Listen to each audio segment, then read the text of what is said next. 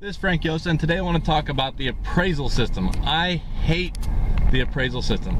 The appraisal system was initially set up so that banks wouldn't get, completely robbed by people like the mafia that would artificially inflate homes by $100,000 and then just leave them to go bankrupt and just pocket the difference, stuff like that. Stuff you see on The Sopranos, where they threaten to break the legs of the appraiser.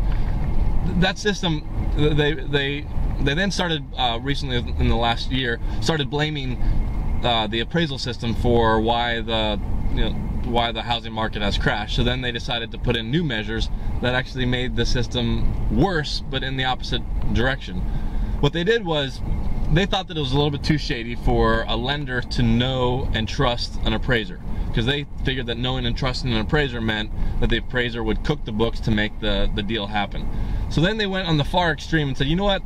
You, Mr. Lender, can have no say in which appraiser you will pick.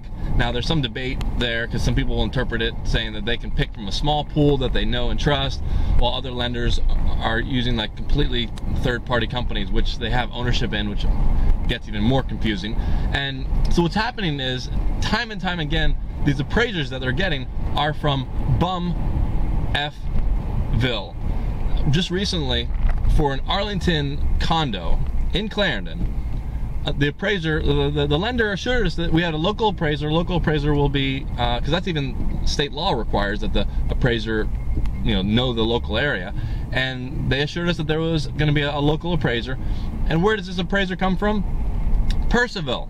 Purcellville. I barely know where Purcellville is. Sorry for those people that live out in Purcellville, but if you lived in Purcellville, would you want an Arlington appraiser coming out there and telling you, how things are valued?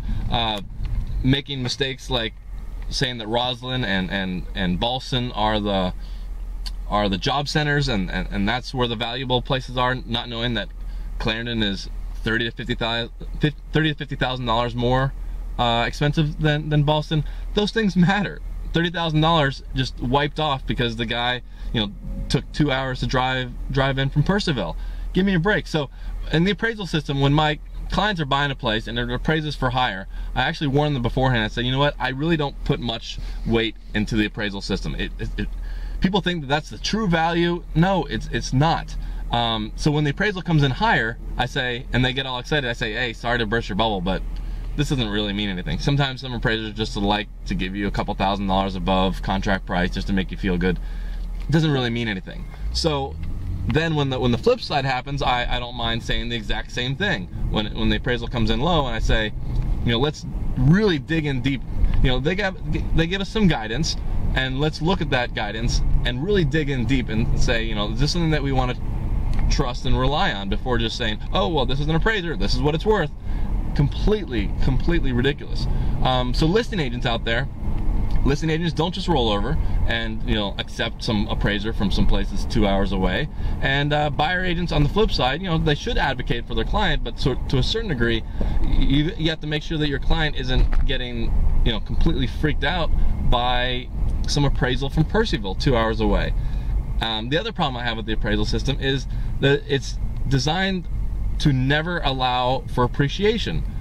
So what I mean is, if homes are going up even a modest, $5,000 or $10,000, the appraisal system doesn't allow to make that adjustment. Instead they look at the previous homes and say, well, this is valued the same. Well, if homes are going up $5,000 or $10,000, then it's not in the system. So it's going to make it more difficult for there to be a recovery. That's why what I found in the appraisal system is the 1/3s kick in. 1/3 of the time, the buyer will accept and still close on the condo regardless of the appraisal. Second, the seller just will allow for the adjustment and go down to the appraised price. And then thirdly, the two sides will hire new appraisers, or part of that third is the buyer just walks because they can't come to terms. So yeah, just the other day I had a buyer, and the appraisal came in super low, and the listing agent was right when he said this guy doesn't know what the heck he's talking about. He used completely wrong comps. It's a split level, and he used colonials, stuff like that. He was right. So my clients hired a new appraisal, and everything worked out fine. So this whole appraisal system, it's not like you know, the cure and end all for Zillow. People say Zillow is just a fun number, and then you should really have an appraisal. Appraisals can help, but there's, just like realtors, there's a huge difference from appraisers. And if you're going to hire an appraiser, I recommend hiring one from the Appraisal Institute.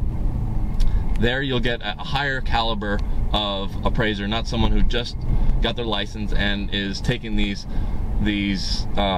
low budget appraisals, which is why these people are coming from Percyville, is because no one locally is willing to pay what these banks are paying now. So regardless of the $375 bill that you might see, that isn't necessarily what the appraiser's getting. They're bidding the newer appraisers, the less competent appraisers that won't stand up for, you know, what they're worth, will take on these deals that are super far away just to get more business, because, you know, times are tough. But then that screws up the entire real estate system. So that's my take on the whole appraiser system.